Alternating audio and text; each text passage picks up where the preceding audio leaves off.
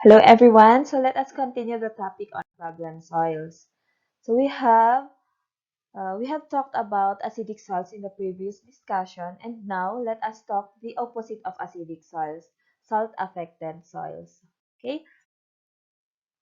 If acidic soils happen to occur in humid regions or tropical countries, these salt affected soils are a problem in the arid or semi-arid regions. So because evaporation exceeds precipitation, thus when there is higher evaporation rate, it tends to move the water upward, and water is said to be not pure, especially irrigation water, because they always contain dissolved nutrients. It always carries this also upward when there is evapotranspiration or evaporation, or when the weather is very hot. Always yan. So, of course, if that happens, it will continuously accumulate on the soil surface. Now, the common problems that occurs in these regions are, yun nga, wala masyadong precipitation, that is why it is water limited. Now, the accumulation of detrimental levels of soluble salts like calcium carbonate minerals, magnesium carbonate minerals, sodium chloride on the surface of the soil and or even on the horizon of the soil. Okay, we have an example here, the calcareous soil. Okay, ano to, um, yung resulting case here is that the calcic horizon. So this calcic horizon is usually there is the accumulation of a calcium carbonate, and usually it is 15 centimeter in measurement. Okay.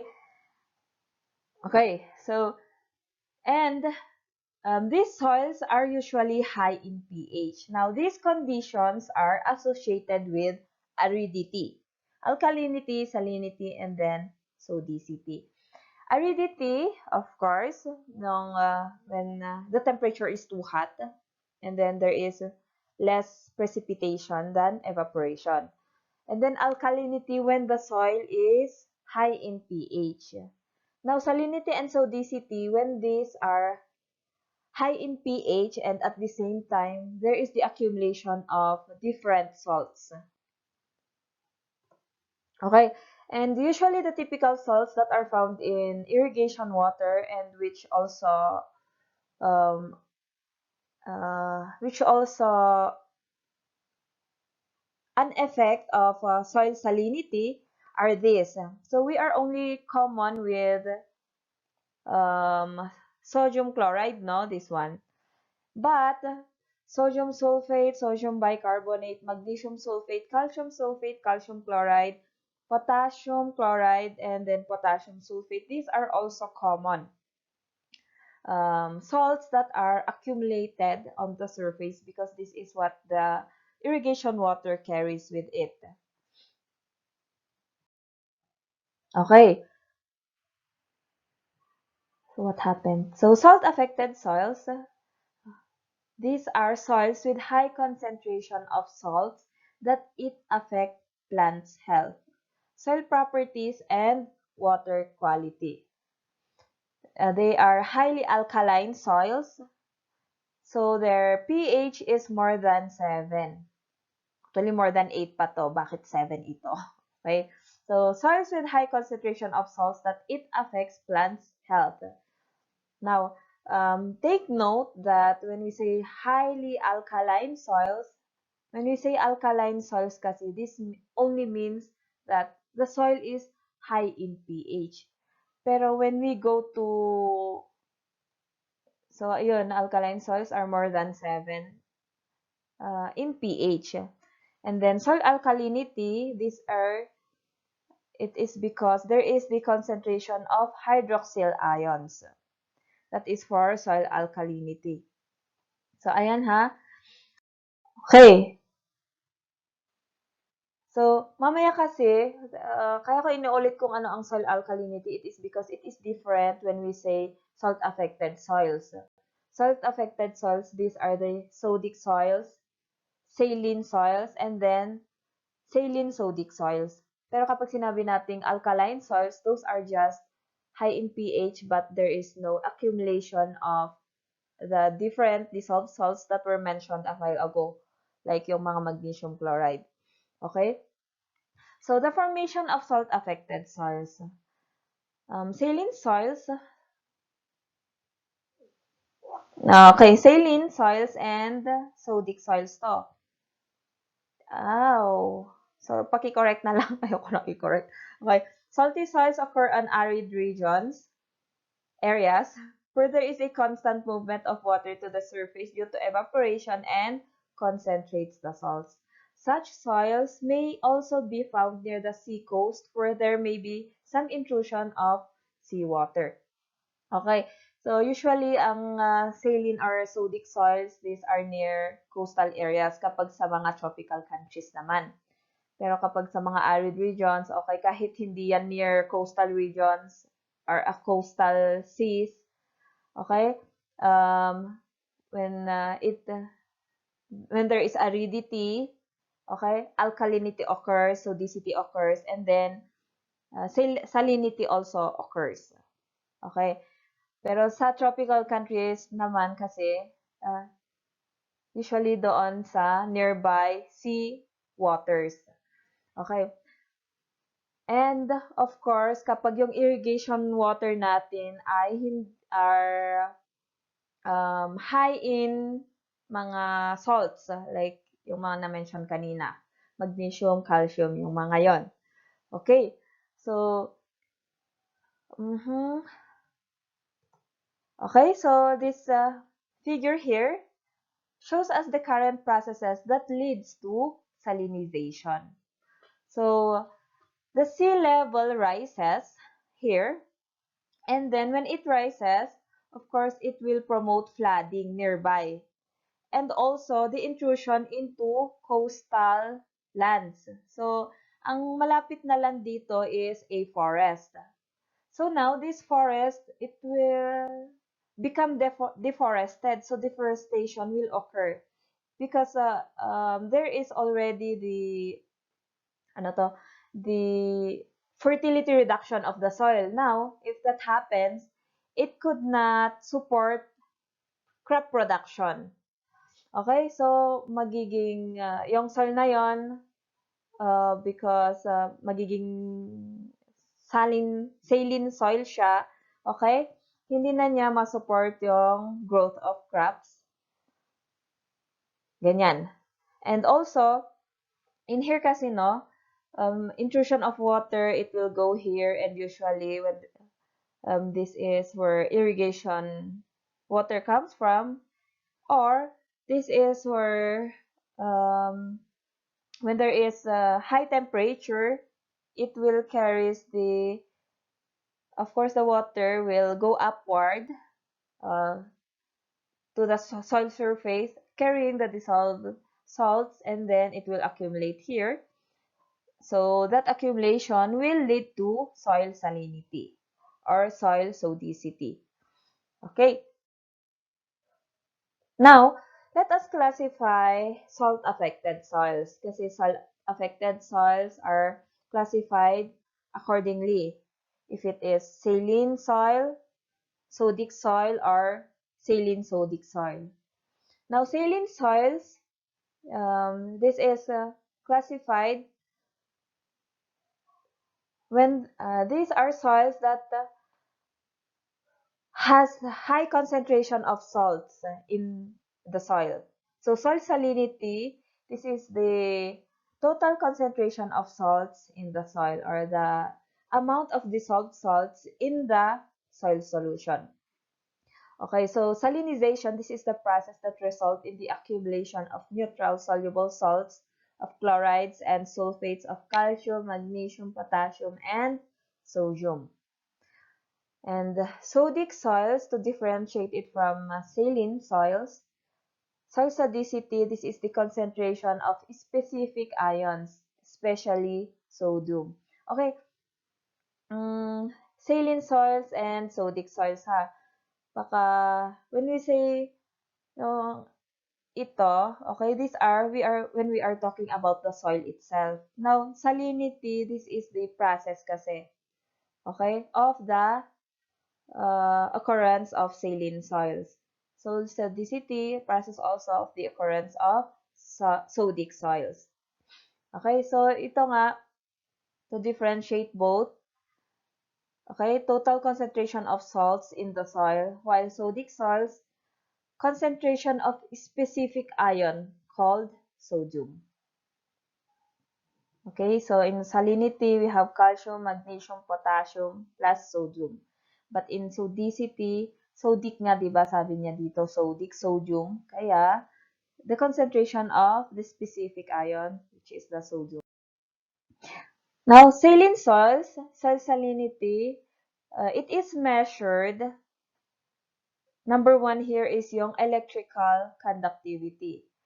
Okay, this electrical conductivity measures the total dissolved solids. Or basta yung mga dissolved salts.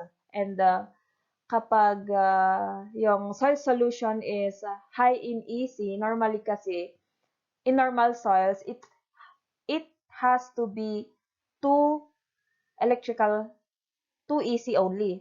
2, basta 2. Okay? Pero kapag sa saline soils kasi, yung kanyang EC na is 4. Now, that means that there is too high salts in the soil solution that it conducts electric. So, yung soil solution na yon, nagkakonduct siya na ng electric. That means there is a high amount of dissolved salts already in the soil solution. Now, sodic soils naman, soil sodicity, this is measured through exchangeable sodium percentage and then sodium adsorption ratio.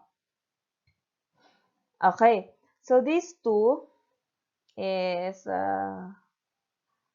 okay, comparative kasi siya. Itong soil sodicity, this is the degree by which, the ESP, this is the degree by which the exchange complex is saturated with sodium. So it is calculated as the exchangeable sodium over the cation exchange capacity, CEC times 100. And then, for sodium adsorption ratio naman kasi, either kasi ang ginagamit dito either ESP or sodium adsorption ratio. This is the comparative concentration of calcium, magnesium, and sodium in soil solution. So, sodium over the concentration of the salts that are commonly found in the saline soils, just to differentiate yung saline and then sodic soils. Now, mas ginagamit kasi itong SAR kasi it says there that at least mas na-measure yung concentration of sodium. Okay? So, this is more widely used, yung SAR na ito. Now, ano pa ba? Now, using these three, okay, yung EC, ESP, and then SAR, and of course, soil pH, you can classify whether the problem soil is saline, sodic, or saline-sodic soils. Okay, so what is the characteristic of saline soil? Or what are the characteristics of saline soils? Okay, it has more than 4 electrical conductivity or yung EC.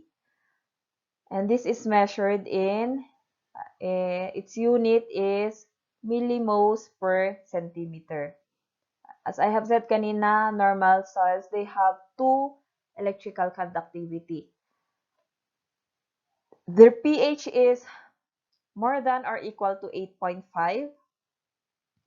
It has an exchangeable sodium percentage of less than 15. And that is equivalent to sodium adsorption ratio of less than 13. Ito is less than or equal to 13 in the soil saturation, in the soil solution. Now, saline soils are dominated by calcium and magnesium and not sodium. And saline soils, these are commonly called white alkali. Sodic soils naman, okay? These soils have soluble sodium content of exchangeable sodium percentage of more than or equal to 15% of the cation exchange capacity. It has an electrical conductivity of less than 4 millimoles per centimeter but pH of more than 8.5 to 10. So kanina yung saline soil, they are more than 4 millimoles per centimeter ang kanilang electrical conductivity. Okay? And actually, sodic soil is more of a problem than saline soil. Kasi doble-doble yung effect nito than saline soils. Sodic soils also are highly dispersed and poorly drained. So, more on doon sa soil structure when we say sodic soils. Now, soils, when we say kasi soil structure, it will affect, kahit sabihin natin physical property ng soil lang yan, it still affects the different properties of the soil. So, mamaya, we will discuss that one. And then they have high sodium content associated with hydroxyl ions because they are high in pH. High concentration of carbonate and bicarbonate also. They have high exchangeable sodium percentage and commonly called black alkali. This is because of the low infiltration that causes the black spots. So, akala mo siguro organic matter yan, hindi pala. Okay? So, sodic soils na pala. Okay. For saline sodic soils naman, okay, so the combination of both now, but there is still a difference. Its electrical conductivity is just like the saline, kasi ito nga is combination of the characteristic of saline and then sodic soils. So, EC of more than 4 decisiemens per meter, or that is also is equivalent also to 4 millimoles per centimeter. It has high proportion of sodium ions, and its exchangeable sodium percentage is more than 15, or sodium adsorption ratio is more than or equal to 13. Okay, baka malito kayo dito. ESP of 15 is equivalent to SAR of 13. So, pareho lang yun. Okay? Now, the high concentration of neutral salts moderates the dispersing influence of the sodium. In some case, salinity will drop, but the exchangeable sodium percentage will increase and the saline sodic soil will become sodic soil. Okay? So, ayan. So, ito pala, 50-50 pala buhay niya, yung saline sodic soils. Now, ano sabi dyan? If ESP increases, okay, classified as sodic soil na siya. And as we have said, this is the most,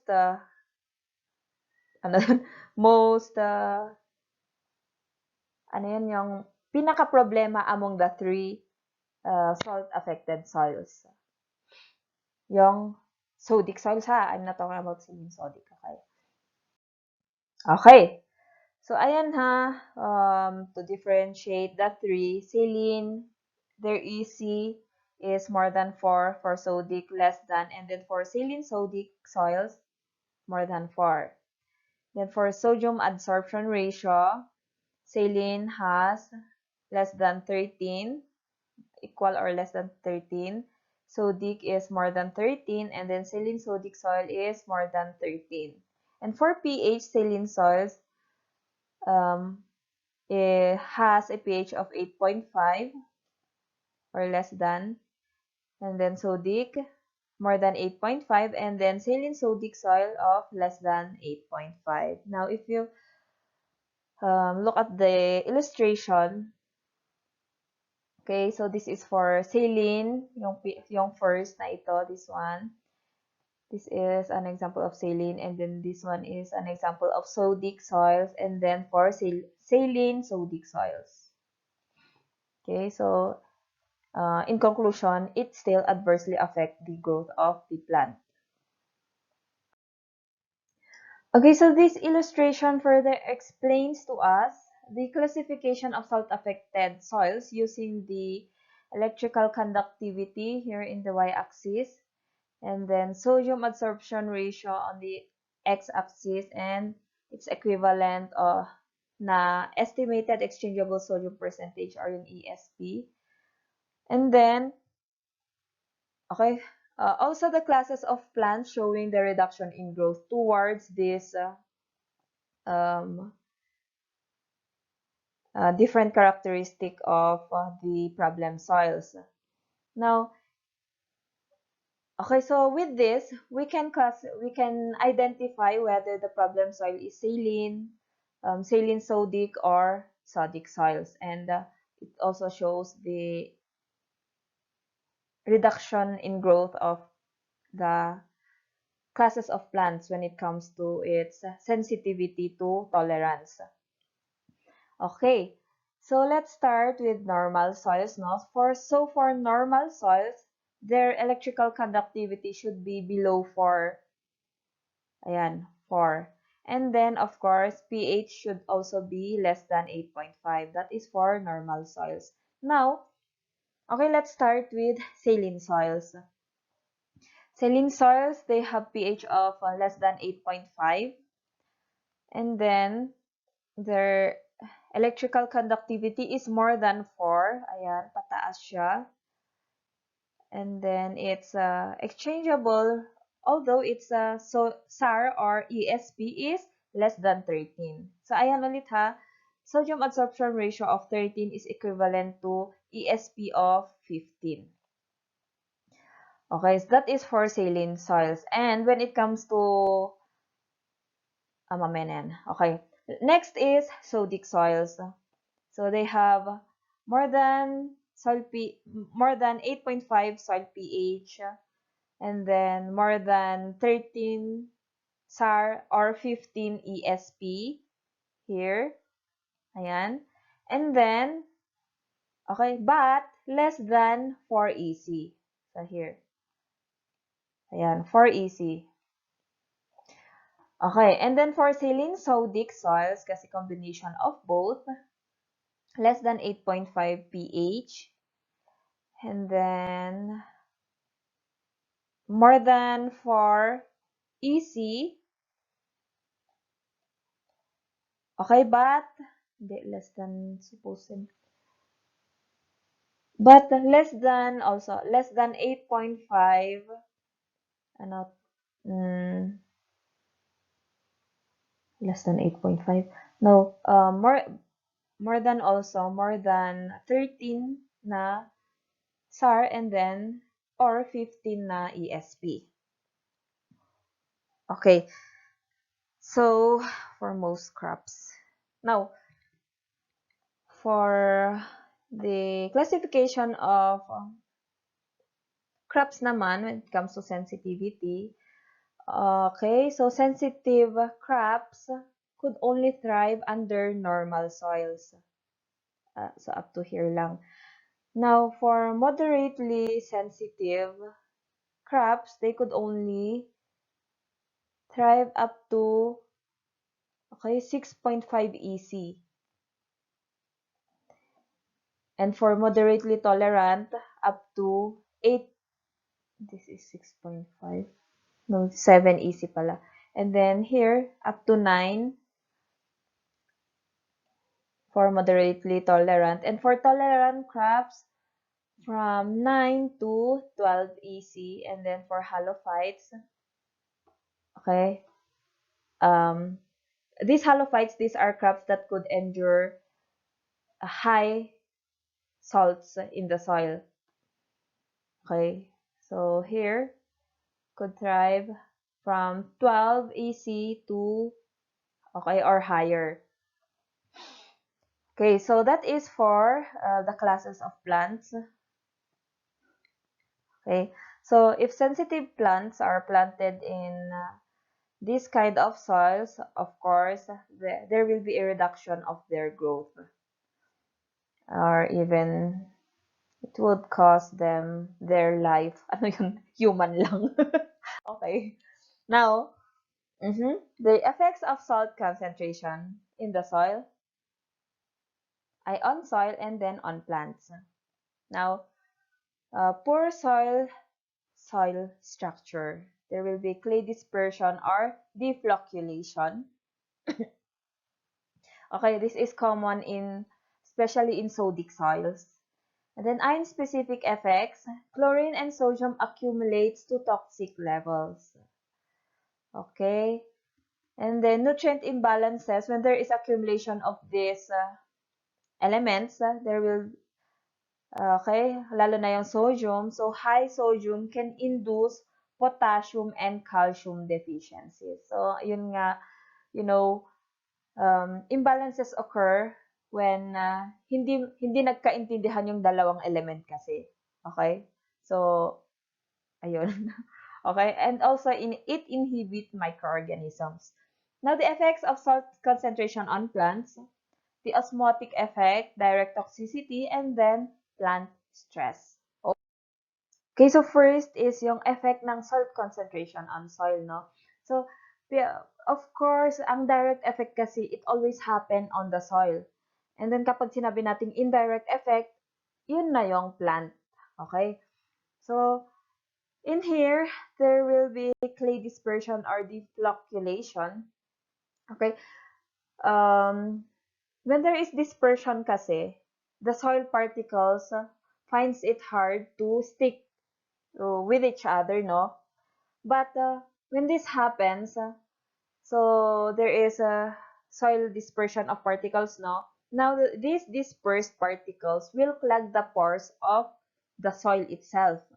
So when it clogs the soil pores, there will be low infiltration. And that is why nagiging black yung color when it comes to sodic soils, nagiging black yung surface niya kasi there is parang stagnation of water, hindi siya nag hindi siya ano to, it is not going inside the soil, okay? Hindi siya uh, permeable, okay? And it is not infiltrating, okay, inside the soil. Okay. And also, when there is too much concentration of sodium in the soil, and then when there is water, sodium is positively charged, and then water is bipolar. It has positive and negative charges. Now, yung negative charge doon is yung oxygen. The sodium will attract this oxygen na negative charge, leaving the uh, hydrogen ion or yung hydroxyl ion doon sa soil solution alone. Now, when this happens, okay, hindi din ma-absorb ng plant yung hindi maka-absorb yung plant. Kasi nga, yun nga, na-trap yung water doon sa other element. We all know that plant absorb nutrients through yung mga diffusion, mass flow, lalo na yung mass flow kasi it has to be the presence of water. Okay? Okay, it inhibit microorganisms. So, when the soil solution, when there is hypertonic solution, when we say hypertonic solution, there is too high concentration of salts in the soil solution. Okay, so the microorganisms undergo plasmolysis, and this is the shrinkage of the cell. So in this hypertonic solution, okay, the water will move out of the cell. Okay, so it will move out of the cell through the cell membrane. Okay, itong cell membrane kasi, this is where it controls the movement of any ano to, it controls the movement of any substances in and out of the cell. Okay, so when we this is affected by osmosis. So osmotic effect also occurs in microorganisms and also on plants. Okay, when the plants absorb the water carrying the nutrients. Now, there are also microorganisms that could adapt this salt con too, too much salt concentration in the soil solution, and these are called halophiles. So these are salt-loving organisms that inhabit hypersaline environments. Okay, pero iilan lang yung mga ito.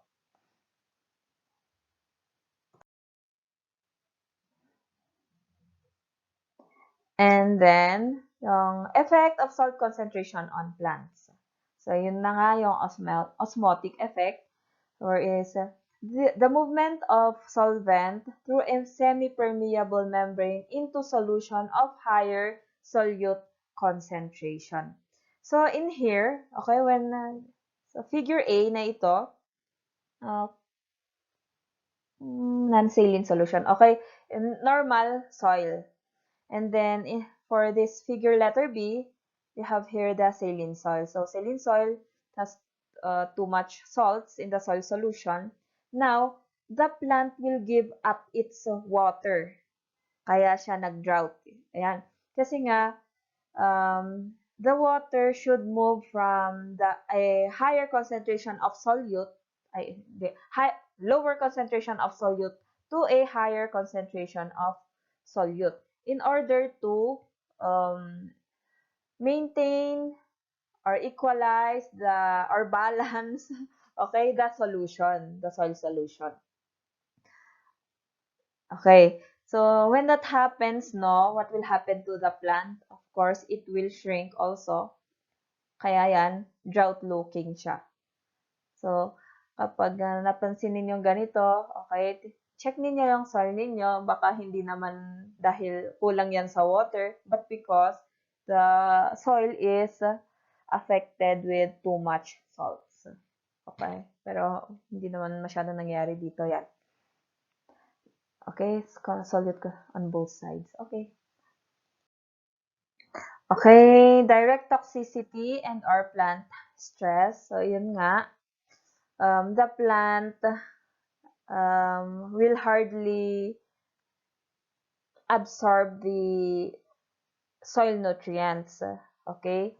So, for non-saline soil, at least the movement of water to the plant is, okay, normal lang. Pero kapag in saline soil, impeded kasi siya. Okay? It is affected by salts. So, ayan, no?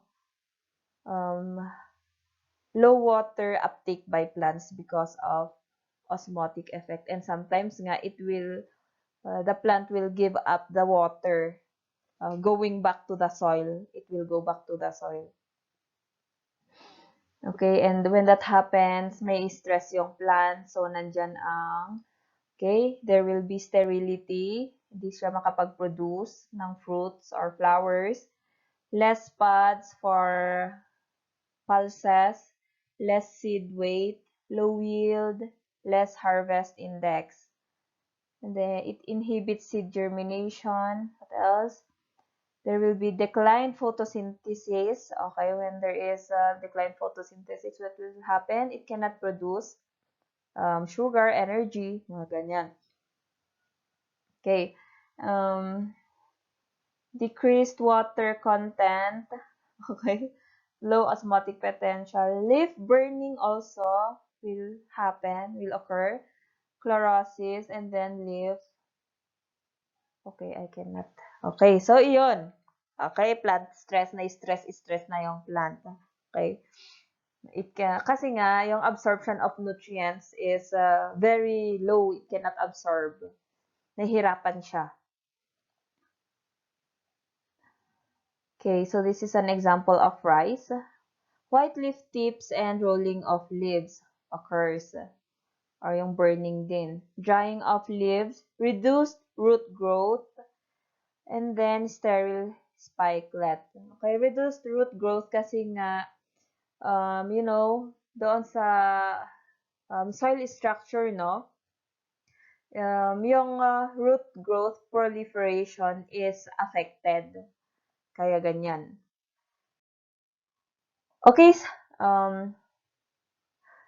so although saline-prone areas in the Philippines are small, compared with other countries in the South and Southeast Asia, it is still a potential and important resource base for the production of rice and other related staple food. So salinity is one of the major soil problem in many rice growing areas. Kasi when you are a rice grower, um, you tend to grow your rice plant near the water sources para hindi ka nagagastos pa, di ba? And usually naman kapag yung mga um, water sources is mostly they are malapit sa mga coastal seas areas, ganyan. And kapag malapit sila there will be intrusion of salt. Okay? There will be intrusion of salt in the soil. Okay. So, there are 400,000 hectares coastal saline soils in the Philippines. And among these are distributed in the mangroves, okay, 100,000 hectares, in the fish ponds of around 175,000 hectares, and idle lands are 125,000 hectares. So, naging idle na sila, meaning, siguro yung cost of production is higher kapag i-reclaim mo yung salt-affected soil kasi na yon. So, ayan, in mangroves, okay, usually nakita ko to kapag ako'y pupunta sa baba or sa Manila, mga ganyan. Sa Pangasinan, marami sa San Fernando, La Union. These are mangroves.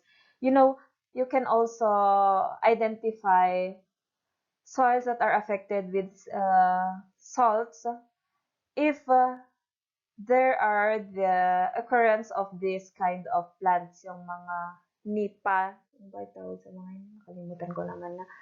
Okay, so there are plants kasi that are tolerant sa salts nga. And examples are these ones. I don't know if you can distinguish this kind of plant.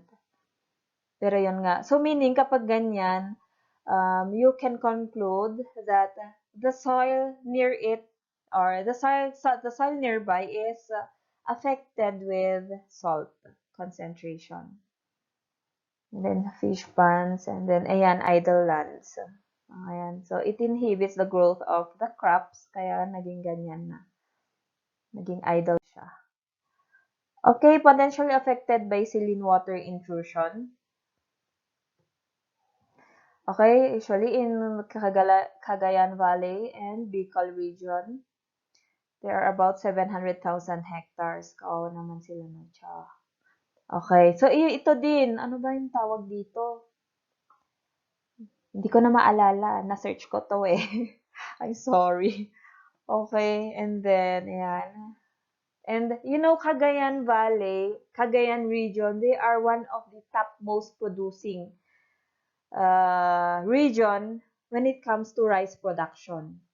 Tapos ganito pa, affected sila. So, kapag ganyan, of course, affected din yung rice industry. Okay, so for remediation or management of salt-affected soils, okay, anong nangyari? Okay, a good drainage and irrigation water, application of gypsum, use of salt-affected soils, bioremediating agents, planting of deep-rooted vegetation, planting of salt-tolerant crop. Okay, among others only. So, marami din, no? First, good drainage and irrigation water. So, repeated flooding with fresh water to leach out soluble salts and sodium if the soil is well drained. So, in land preparation, this is a technique that farmers could use. So, they improve the dike surrounding the rice field to prevent the physical intrusion of saline water. This can be done by strengthening the main dikes with the use of either wooden planks or concrete blocks and increasing its height by putting more mud that will eventually dry up. Now, number 2, make a small inlet-outlet break in the main dike to serve as entry point of fresh irrigation water. So, ito, here pala, sorry. Okay? Entry of fresh irrigation water and then another exit for, ano to? Or outlet for flashing brackish water or yung salted water. So, ito, entry here for fresh water and then here for brackish water. So, ganyan. Okay. And then bring the salinity of the soil at minimum level by repeatedly flushing excess soluble salts, especially in extreme saline areas. This is done by repeatedly panding fresh water into the field, paddling, and then draining the soil. Repeatedly panding fresh water into the field, paddling. Okay. Mm-hmm. Okay? Okay, paddling also is one when you, okay, ipaddle mo yung soil so that when you paddle kasi you are breaking its soil structure. And when you break its soil structure, 'di ba? It will clog the pores. That is why in rice production, paddling is necessary so that maka-create ka ng um, soil na hindi makakapag-infiltrate yung water para ma-maintain mo yung water doon lang, 'di ba? Okay? Ayan. Construction of diversion canals to prevent entry of salt water. So, it is necessary yung paddling. Bumalik ako dun. Okay. Kasi yung intrusion of water, at least kapag paddle siya, the pores are clogged, mahirapan yung intrusion of salt water din from the bottom ng paddled paddy rice field. Ayun. And then, use of chemical amendments like gypsum, calcium sulfate, ito ang kanyang chemical formula, and then sulfuric acid, HSO4, or sulfur. Pwede ding sulfur lang or sulfuric acid. Kasi sulfur, when it reacts with calcium in the soil, it will create gypsum. There will be a creation of gypsum. Okay, so here, sodium, what's this? Sodium bicarbonate plus calcium sulfate. Okay, will produce calcium carbonate plus sodium sulfate, carbon dioxide, and then water. So the carbon dioxide will volatilize, leaving the calcium carbonate, and then sodium sulfate. And this sodium sulfate is very leachable. Okay, it easily leaches. Leach. Okay, sodium carbonate plus calcium sulfate.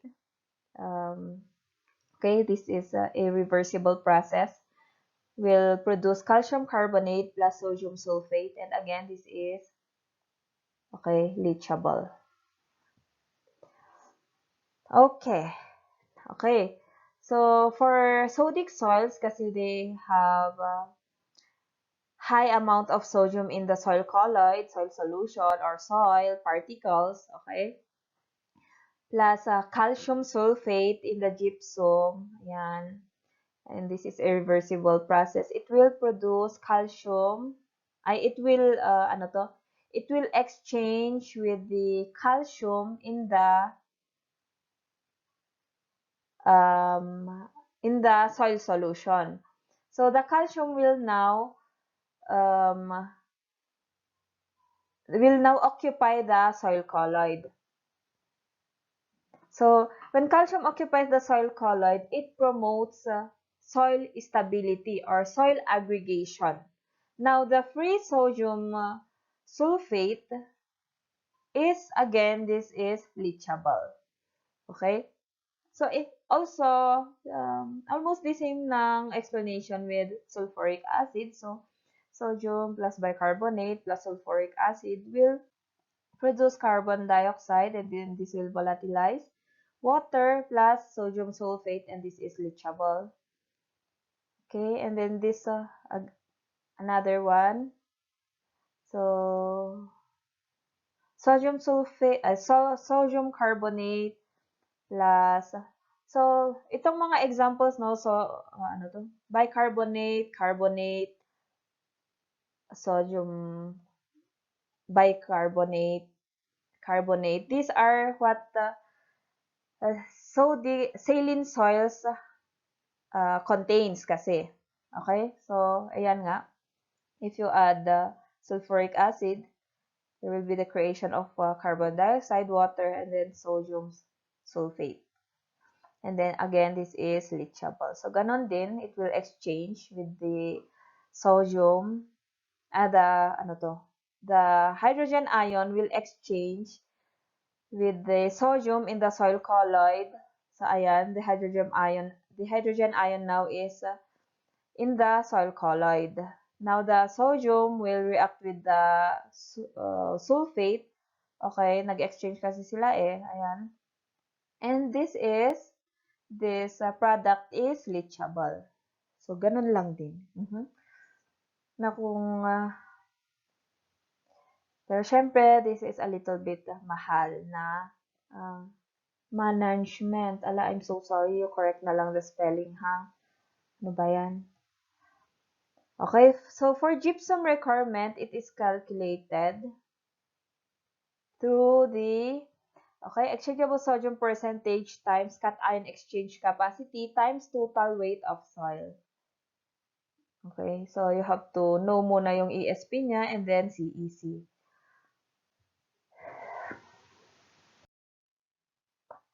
Okay, so the use of cyanobacteria or the use of bioremediating agents, example is the cyanobacteria, and in the species of Nostoc and Anabaena.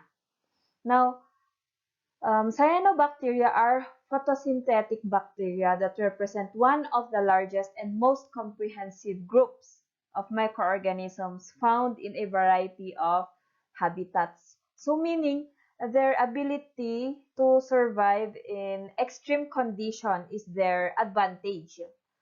Okay, so these cyanobacteria, they could fix nitrogen and capture carbon from carbon dioxide. So they could sequester carbon also. They trigger osmotic adjustment. So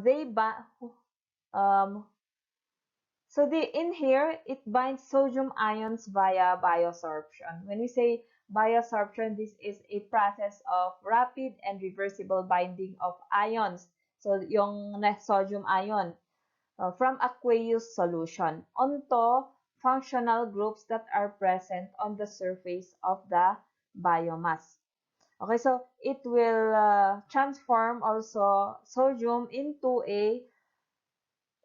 into its absorbable form, and at the same time it will it will capture the sodium, so reducing the amount of sodium in the soil solution. It promotes soil stabilization through aggregation.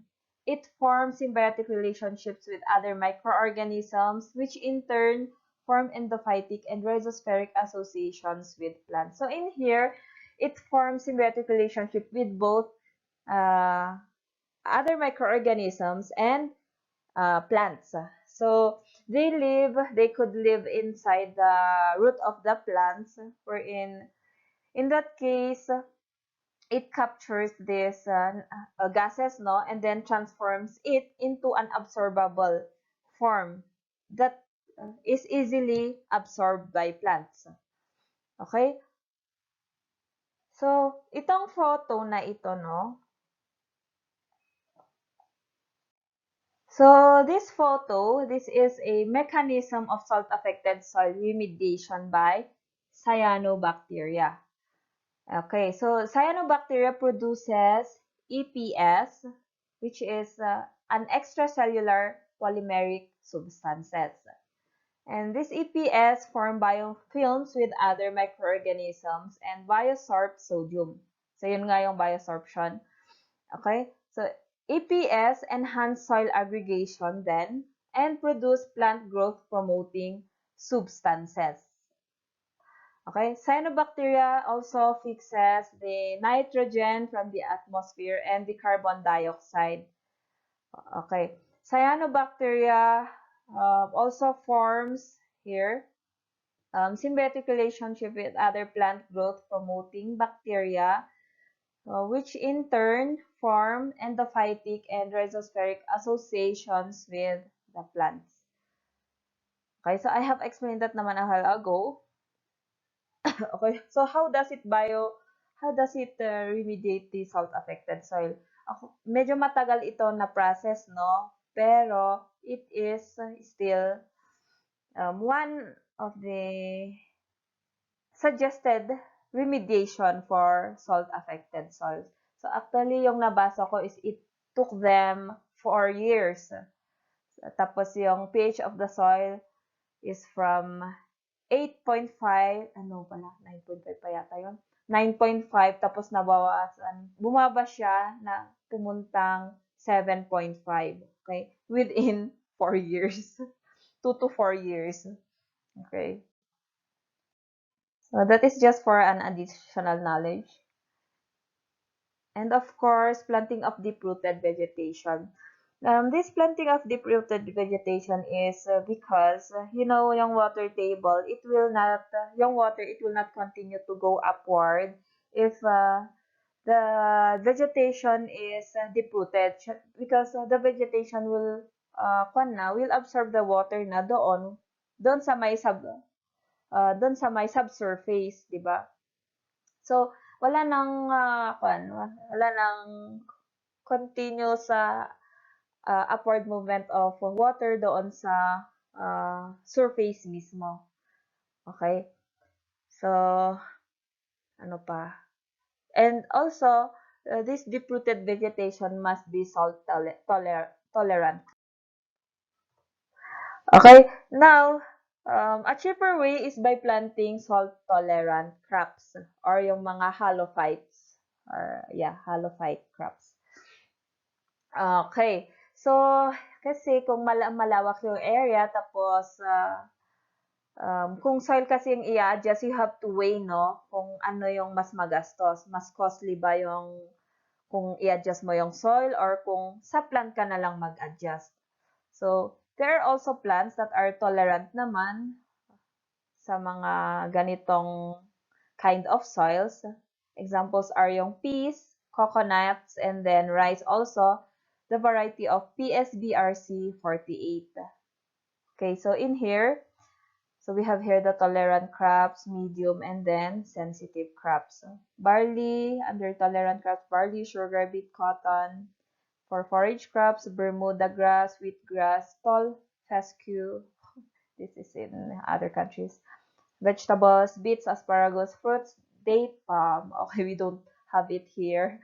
For medium, of course, they could still tolerate salt-affected soils. Kaso, the problem here is that affected na yung growth nila. Pero unlike for sensitive na at least not that affected naman, as in a very, very medium lang. So we have corn, soybean, sorghum, wheat, alfalfa or chard grass, perennial rice, spinach, tomato, broccoli, cabbage, potato, sweet corn, grape, fig, olive. And then sensitive crops, okay, don't plant this na lang kasi lugi ka. Beans, flax, broad bean, clovers, lettuce, bell pepper, onion, carrot, beans, celery, and others. Okay? So, however, even though may mga salt-tolerant crop tayo, these are few and may not be to the liking of the farmers. Okay. Now, lumabas yung, alam nyo, dun sa Mailea 2015, lumabas itong coconut na, di ba, mapansin niyo yung coconut crop, yung growth nila near the oceans is malago. Okay? They love the presence of sodium salts. Bakit? Kasi for coconut, sodium is an essential and macronutrient. Okay? Because it helps in the photosynthesis. Oh, hindi naman 'to na-edit ng husto. Okay, so for your assessment, ay, what term describes when there is a high salt content in soil to impair productivity? So ano to? What term describes when there is a high sodium content to affect soil structure?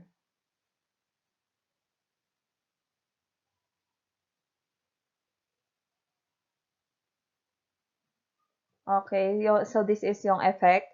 Explain why sodic soils have low water infiltration rate, which leads to reduced flow of water to soil. Okay, for sodic, especially for sodic soils.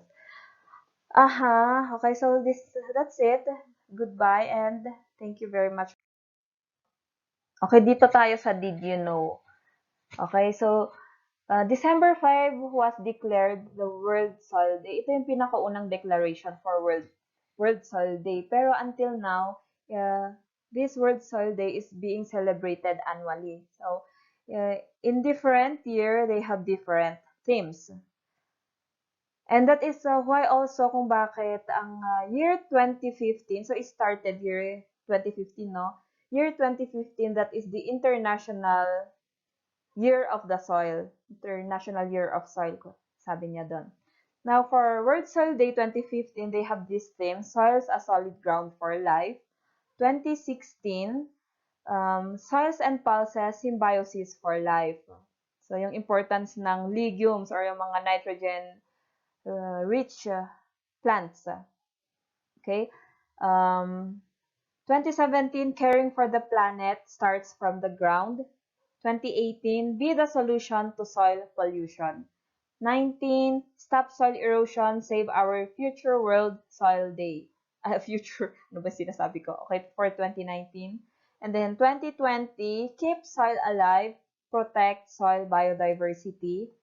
And then for the last year lang pala, 2021, Halt Soil Salinization, Boost Soil Productivity. Okay, so year 2021, soil salinization and sodification have become the major soil degradation processes that threatens the arid and semi-arid regions. That is why uh, they have declared this one. So, ano kaya this year?